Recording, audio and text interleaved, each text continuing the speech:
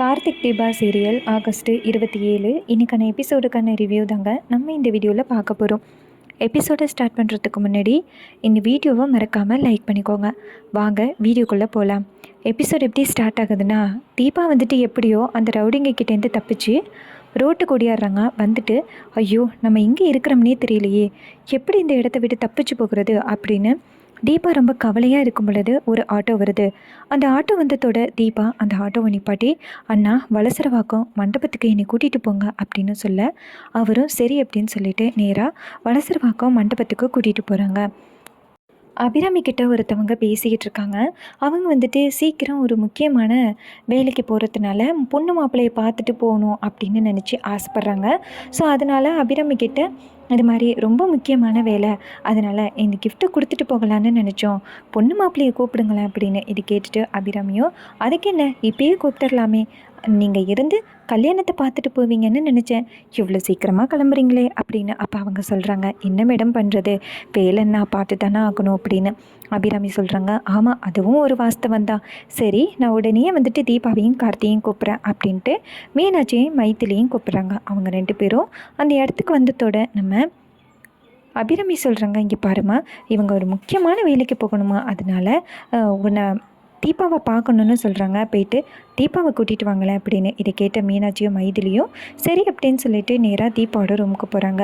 அப்போ ரியா நினைக்கிறாங்க, இவளுகளுக்கு வேறையே இல்லை, ஆவுன்னா வந்துடுறாளுங்க அப்படின்னு டென்ஷன் ஆகுறாங்க.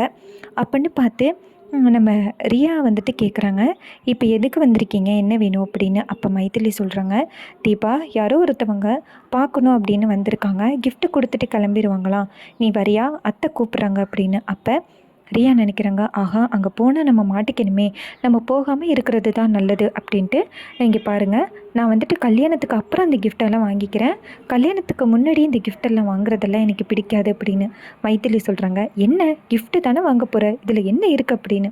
அப்போ தீபா சொல்கிறாங்க, ஐயோ அண்ணி எனக்கு ஏற்கனவே தலைவலி தாங்க முடியல, என்னை போட்டு பாடப்படுத்தாதீங்க, நான் வரலன்னு போய் சொல்லுங்கள் அப்படின்னு. இது கேட்டுட்டு மைதிலி சொல்கிறாங்க, நீ பிஹேவ் பண்ணுறதே சரியில்லை, சம்மந்தியமாக கூப்பிட்றாங்க எடுத்துரிஞ்சு பேசுகிற அப்படின்னு. அதுக்கு தீபா சொல்கிறாங்க, இன்னத்துக்கு தலைவலிக்குதுன்னு சொல்லிட்டேன் அப்படின்னு. அப்போ மைத்திலி சொல்கிறாங்க, என்னமோ பண்ணு அப்படின்னு சொல்லிட்டு மைத்திலியும் மீனாட்சியும் வெளில வராங்க. அப்போ மைத்திலி சொல்கிறாங்க, தீபாவோட பிஹேவியரை பார்த்தியா, பேசுகிறதே சுத்தமாக தீபா மாதிரியே எனக்கு தெரியல அப்படின்னு. அப்போ மீனாட்சி சொல்கிறாங்க, நான் எதுவுமே பேசாமல் இருந்த காரணம் என்ன தெரியுமா, அவள் அடித்ததுலேருந்து எனக்கு மனசு ரொம்ப கஷ்டமாக இருக்குது, அதான் நான் எதுவுமே பேசலை அப்படின்னு.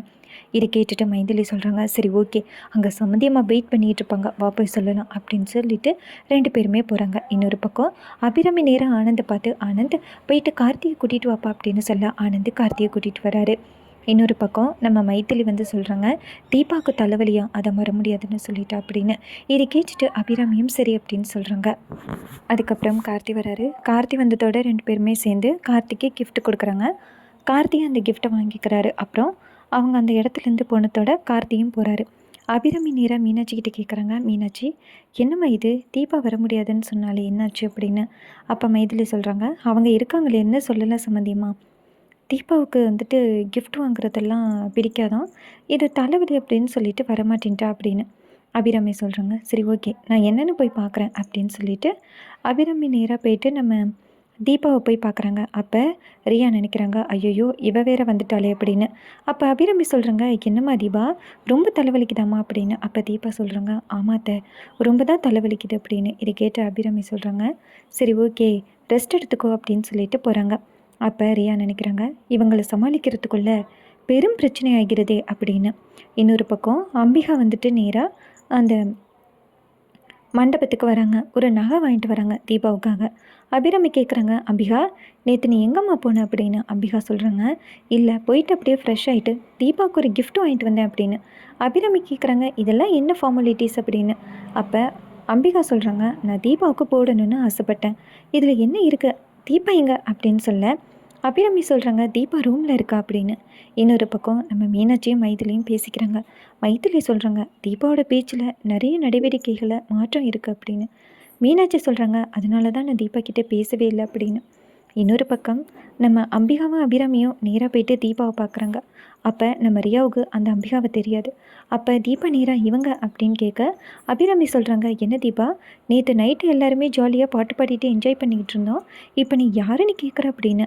அப்போ தீபா சொல்கிறாங்க, இல்லை தலைவலி அதான் மறந்துட்டேன் அப்படின்னு சொல்ல அபிராமியும் சரி அப்படின்னு சொல்லிட்டு நேராக அம்பிகாட்ட சரி நீ எதை கொடுக்கணும்னு நினச்சிய கொடு அப்படின்னு சொல்ல அம்பிகா நேராக தீபாவுக்கிட்ட இங்கே பாரு, உனக்காக நான் ஒரு சூப்பரான நகை ஒன்று வாங்கிட்டு வந்திருக்கேன், இதை நான் என் கையால் உனக்கு போடுவேன் அப்படின்னு. அப்போ தீபா சொல்கிறாங்க, இல்லை பரவாயில்ல நானே போட்டுக்கிறேன், கல்யாணத்தப்ப கொடுங்க அப்படின்னு சொல்ல அம்பிகா சொல்கிறாங்க, கொடு நான் போட்டு விடுறேன் அப்படின்னு சொல்லிட்டு கழுத்தில் போட்டு விடுறாங்க.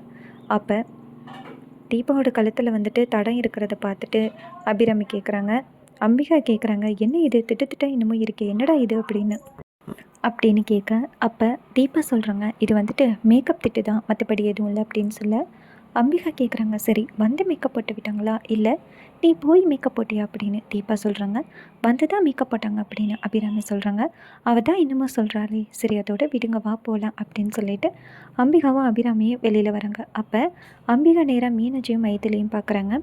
அபிராமி சொல்கிறாங்க, சரி அம்பிகா நீ பேசிக்கிட்டு நான் போகிறேன் அப்படின்னு சொல்லிட்டு அந்த இடத்துலேருந்து போகிறாங்க. அப்போ அம்பிகா நேரம் மீனாட்சியை பார்த்து தீபாவோட மாற்றம் தெரியுது அப்படின்னு. அப்போ மீனாட்சி சொல்கிறாங்க, நேற்று தீபாவோட முகத்தில் கை வைக்க போனதுக்கு என்னை அடிச்சிட்டா, தீபாவோட பிஹேவியர்லேயும் நிறைய மாற்றம் இருக்குது, பக்கத்துலேயே விட மாட்டேங்கிறா, பேசவும் மாட்டேங்கிறா அப்படின்னு.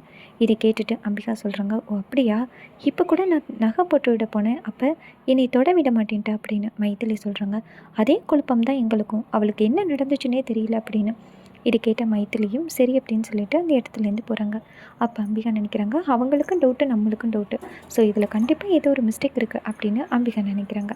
அதுக்கப்புறமா அந்த அபிராமியை பார்க்குறதுக்கு ஒரு பாட்டி வராங்க. உடனே அபிராமி நேராக தீபாவை கூப்பிட்றதுக்கு வராங்க. வந்துட்டு நேராக தீபாட்ட, தீபா உன்னைய பார்க்குறதுக்காக ஒருத்தவங்க வந்திருக்காங்க வா அப்படின்னு சொல்ல தீபா சொல்கிறாங்க, இல்லைத்த நான் லேட்டாக வரேனே அப்படின்னு. அபிராமி சொல்கிறாங்க, இல்லைம்மா இப்போ வாமா அவங்க பெரியவங்க அப்படின்னு சொல்ல தீபாவும் சரி அப்படின்னு சொல்லிட்டு இங்கேருந்து வராங்க. வந்து நேராக பார்க்குறாங்க. அந்த பாட்டி வந்துட்டு நேராக தீபாவுக்கு ஆசீர்வாதம் பண்ணிவிட்டு ஒரு கிஃப்ட்டையும் கொடுக்குறாங்க. தீபாட்ட கிஃப்ட் கொடுத்ததோட தீபா கிஃப்ட்டு வாங்கிட்டு ஆசீர்வாதம் வாங்கிட்டு சரியத்தை நான் போகிறேன் அப்படின்னு சொல்லிட்டு அந்த இடத்துலேருந்து போகிறாங்க. அப்போ அந்த பாட்டி சொல்கிறாங்க, இந்த ஃபஸ்ட்டு நடந்த கல்யாணத்துக்கு என்னால் வர முடியலை, ஆனால் இப்போ வந்துட்டு நான் வரேன், முக்கியமாக இந்த கல்யாணத்தை பார்த்தே ஆகணும் அப்படின்னு நினச்சி தான் வரேன் அப்படின்னு. இதை கேட்டு அபிராமியும் சரி அப்படின்னு சொல்கிறாங்க. அதுக்கப்புறமா சீனசி பண்ணி அந்த தீபாவை காமிக்கிறாங்க. தீபா எப்படியோ தப்பிச்சு ஒரு ஆட்டோவில் வந்துக்கிட்டு இருக்காங்க நேராக இந்த கல்யாணத்தை நிப்பாட்டுறதுக்காக. இன்னொரு பக்கம் மீனாட்சி அம்பிகாட்ட கேட்குறாங்க, இது மாதிரி ரெஸ்ட் ரூம் வந்துட்டு மாடியில் இருக்குது அப்படின்னு.